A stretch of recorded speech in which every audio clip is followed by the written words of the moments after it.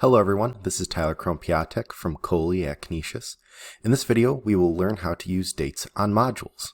To use a date on a module, first go to the content area of your D2L course. Then, in a module that you have already created, click on Add Dates and Restrictions. To add a start date, click on Add Start Date. To change the date, click on the date. To change the time, click on the time.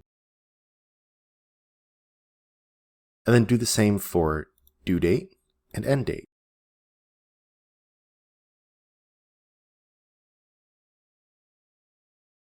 Keep in mind that the start date and end date are restrictive. Students will only have access to the module during the start date and end date times. The due date is just for their own calendars.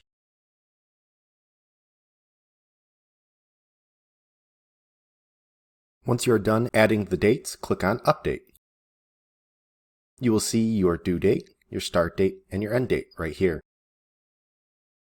To remove a date from a module, just simply click on the date, and then click on it again to edit it, and then click on the X to the right. When you are done editing your dates, click on Update.